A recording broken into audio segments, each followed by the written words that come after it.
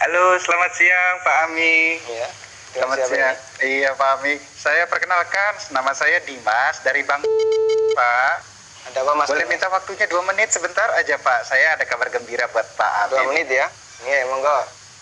Begini Pak, ceritanya saya ingin menawarkan ada produk kami yang terbaru, Red Card Platinum kami untuk Bapak. Kebetulan Bapak yang terpilih jadi calon nasabah kami. Cashback, melakukan pencairan dana tunai 30 juta 2 hari Pak pencairannya. Gimana Pak? Bapak tertarik? Apalagi ini belum ada bebasan annual fee tahunannya Pak. Baik. Sebelumnya saya boleh tanya dulu ya? Boleh Pak? Nggak masalah ya? Baik. Mas Dimas Muslim? Saya, iya Pak, betul Pak. Muslim ya, Alhamdulillah ya. Kita sama-sama Muslim. Iya Pak.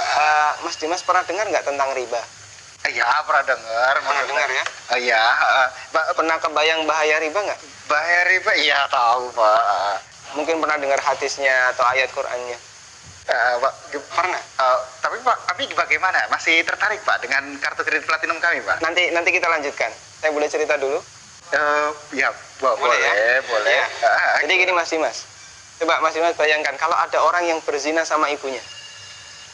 Kira-kira respon masyarakat gimana? Semua orang sepakat jelek ya.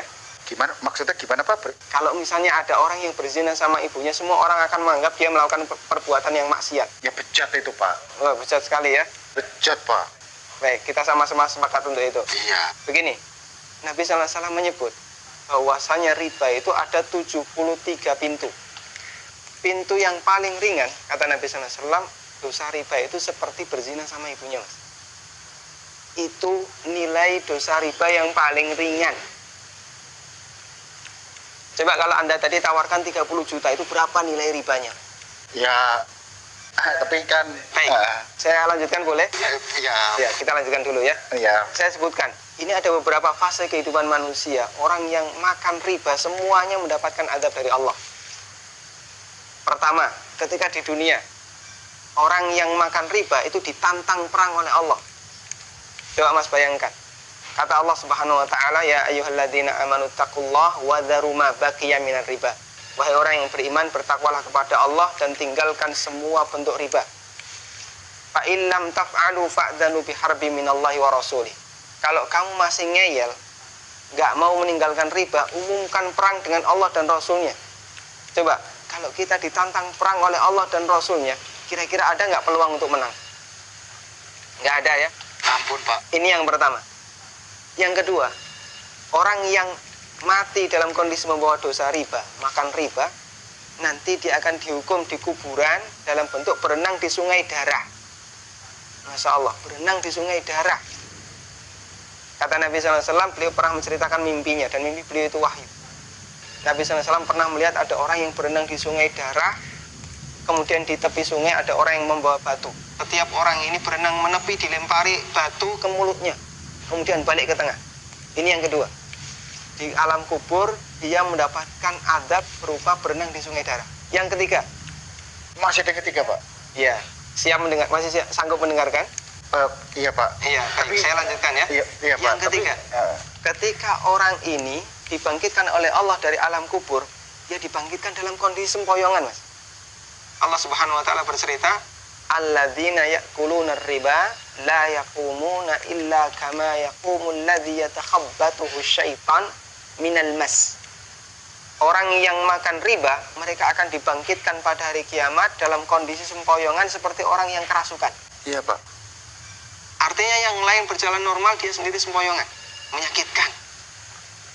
Kemudian yang keempat, tadi sebelum hisab ya, ketika dia dibangkitkan sebelum hisab, dia sudah disiksa. Yang keempat, setelah dihisab, orang yang makan riba itu kan makan harta haram ya. Iya Pak. Makan harta haram, Pak. kita sepakat itu. Kalau kemudian daging kita tumbuh dari sesuatu yang haram, berhak nggak dapat surga? Enggak Pak. Layak nggak dapat surga?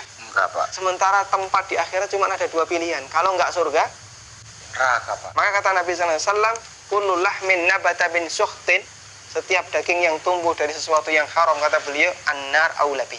Iya Pak. Neraka lebih layak baginya. Coba Mas Dimas bisa perhatikan, dalam 4 fase kehidupan orang yang makan riba itu semuanya sengsara.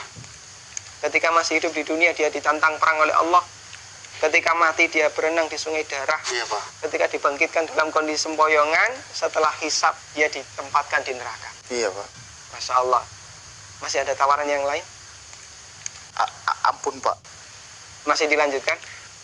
Saya ampun, Pak. Mas Dimas bisa renungkan Iya, Pak. beberapa poin yang tadi saya sampaikan. Iya, Pak. Nanti kalau misalnya ada sesuatu yang belum jelas, tidak masalah, hubungi saya lagi. Iya, Pak. Kita akan lanjutkan diskusi tentang riba.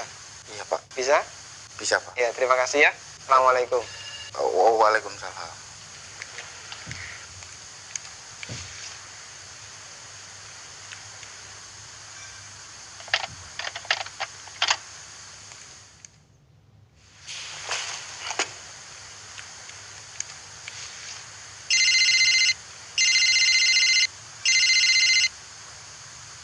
Ya. Halo, assalamualaikum, Pak. Waalaikumsalam warahmatullahi. Saya Dimas nih yang tadi, Pak. Iya, Mas Dimas. Iya. Gimana nih, Mas Dimas? Ada tawaran apa lagi nih? Ada lowongan kerjaan nggak ya, Pak ya?